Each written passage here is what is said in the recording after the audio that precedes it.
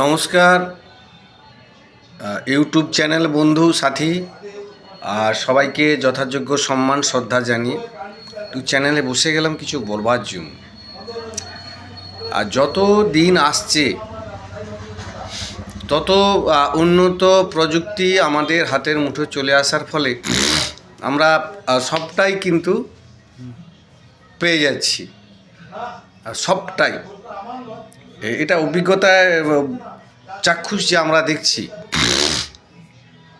যে কাজটা অনেক শ্রমিক দিয়ে অনেক লেবার দিয়ে করতে হতো, সেইটা কিন্তু উন্নত প্রযুক্তির মেশিনারি সিস্টেমে কাজগুলো কিন্তু অত্যন্ত দ্রুত হয়ে যাচ্ছে। ধরা যাক আমাদের গ্রাম বা আমাদের এই এলাকাগুলোতে ধান কাটা মেশিন ছিল না, এখন ধান কাটা মেশিন এসে যাওয়া এবং সে ধান কাটা তো আলাদা ব্যাপার ছিল, সে ধান কেটে ধানের নিড়ানি বস্তা করে সরাসরি বাড়িতে চলে আসতেছে।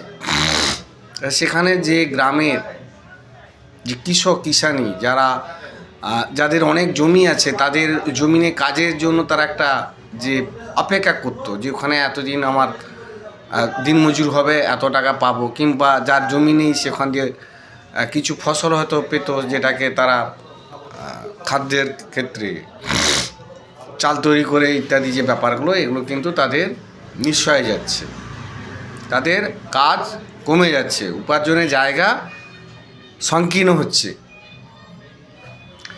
হলদিয়া নয়, মহিষাদল বা এখন যে কাজগুলো চলছে মহিষাদল টু চৈতন্যপুর, যে ব্রিজগুলো কত লেবার দিয়ে কাজ হতো, সেখানে গেজিং মেশিন এসে ভেঙে চুরমার করে সঙ্গে সঙ্গে মেশিনের সিস্টেমে ঢালাই হয়ে যাচ্ছে।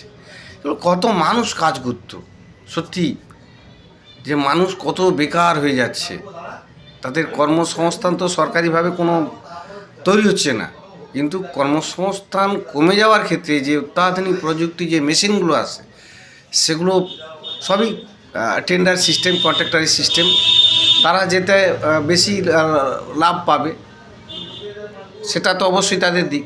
আবার এরকমও সরকারের দিক দিয়ে চাপ থাকে যত তাড়াতাড়ি কাজটা তুলে আনা যায়। তো স্বাভাবিকভাবেই সবটাই গড়িমেশি হয়ে, যেটা আমি বলতে চাইছি, মানুষ যার আছে তার কথা ছেড়ে দেন, সে এদিক ওদিক সেদিক করে তার একটা মাদলি উপার্জন আছে। আমি সাধারণ একজন গরিব, মধ্যবিত্ত বললে তো অনেক, একদমও গরিব নিশ্চয়, কোনো ভূমি নেই, যেটুকু বাড়ি বা ঘর সেটুকুই নেই, তার মানে আমাকেও তো নির্ভর করতে হয় বাজারে চালের উপরে বা কারোর উপর নির্ভর করে।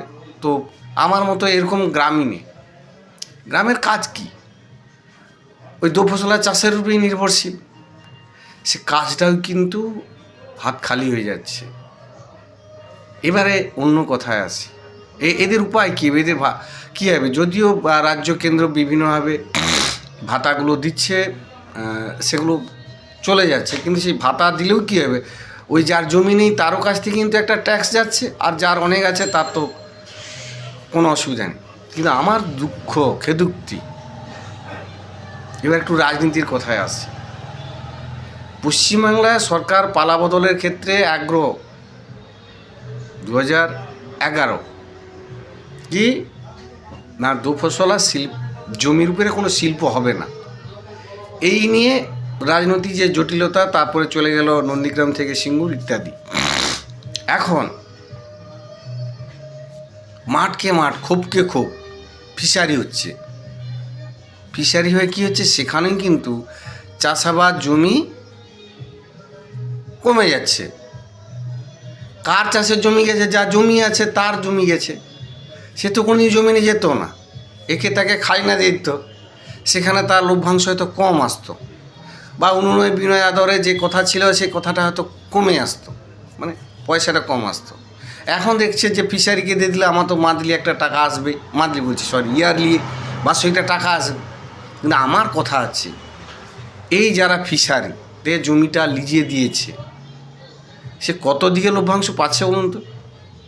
কেন্দ্র সরকারের প্রধানমন্ত্রী কৃষি সম্মান নিধি প্রকল্পের টাকা, আবার রাজ্য সরকারের কৃষক বন্ধুর টাকা, এই টাকাটা পাচ্ছে।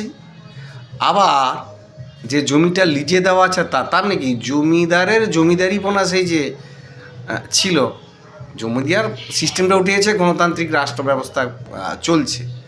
তার মানে যার জমি তার সবটাই আছে, তার চাকরি বাকরি আছে, তার অর্থনীতি আছে, তার সাবলীল। কিন্তু দিন দরিদ্র অসহায় তাদের কথা নিয়ে কিন্তু ততটা ভাবা হয় না। অর্থাৎ আমি আবার ফিরে আসি, গরিবের হাত শূন্য হচ্ছে, একটা মারাত্মক সংকটের দিকে যাচ্ছে, চরম একটা অসহায় অবস্থা দেখা দিচ্ছে, আবার যেন একটা দুর্ভিক্ষের আকার ধারণ করছে। সরকারের ভাতা দিয়ে শ্রী দিয়ে পেট ভরবে না, চলবে না, এটা হয় না। মানুষ চায় কর্ম, দুহাত নেড়ে খেতে।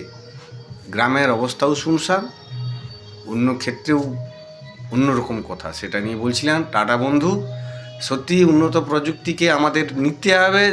যুগ যত উন্নত হবে আর যুগ যত এগোবে তত উন্নত প্রযুক্তি হাতে আসবে। তো স্বাভাবিকভাবেই সরকার যেন একটা অন্য কোনো পন্থা অবলম্বন করে গরিবদের জন্য কিছু একটা যেন ভাবে। তাদের কিছুই নেই, আগেও ছিল না, এখন ছিল না। হাতের যে কাজগুলো ছিল, যাদের জমি জমা ছিল তাদের সেই খামারে গিয়ে বা জমি গিয়ে কাজগুলো, সেটাও হারিয়ে ফেললো। ধন্যবাদ টাটা বন্ধু।